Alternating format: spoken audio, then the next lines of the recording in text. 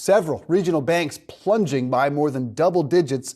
Look at those numbers. Joining us now is Kevin Heel, senior analyst at Argus Research. Good to see you, sir. Why the steep drop in regional bank stocks across the board? Obviously, a couple, different factors are involved in here.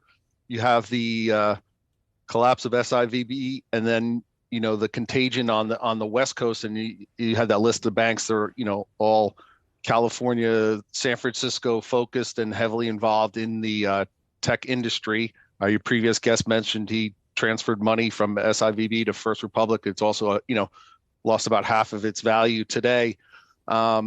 Zion's you had on that list. That's a focus out more in the kind of in the Rockies area, but one of the factors is you're looking at also the effect of ETFs and the indices and the size that the ETF and the passive investing market has grown to.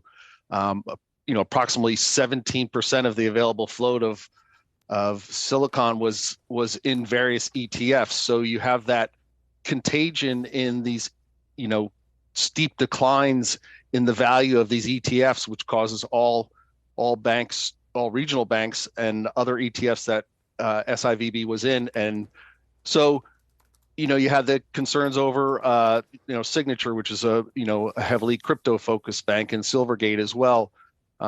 So we think, that a lot of the other regionals have been, brought down into the mud. There's a couple of other regionals we cover, don't have the size of the book that SIVB had. They're more loan focused. They have hedging programs that are in place. You'd mentioned earlier the collapse of SIVB. The majority of their securities that they purchased were at the time 3 to 4 duration agency MBS, and they were real low coupons. So as those 1.5% to 2.5% mortgages, their duration gets extended out towards that 10 years. So it wasn't so much the loss in treasuries, it's the loss in the remaining 91 billion in SIVB that they hadn't held to maturity. Those prices weren't, they were talking about, price declines of 10 to 15 points on those mortgages. So we believe that, the other regionals that are, around different parts of the country have been brought down, just to the association with the potential for the, the uninsured deposits that they have, but that was assuaged by the new Treasury program. So we think a lot of it's overdone, and we think that there's going to be some select opportunities to purchase in regionals that we consider to be financially strong and diverse. So Kevin, then what are some of those regionals that you think will do better? Now is the buying opportunity, it sounds like, for some of those names that you don't think should be beaten down as far as they have been over the last couple of trading days.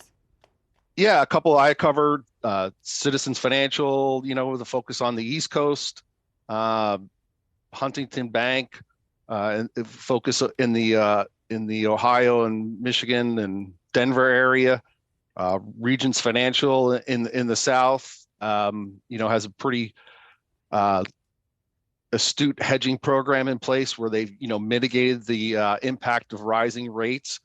And, I think one thing to note is that it wasn't versus the financial crisis, it wasn't the bad loans that took them down. It was just the mismanagement of their assets versus their liabilities. So we think that, there's a lot of regionals out there with active hedging programs that have taken the steps to mitigate the rise in interest rates. Good to hear that. Kevin Heel, Argus Research, really appreciate those insights.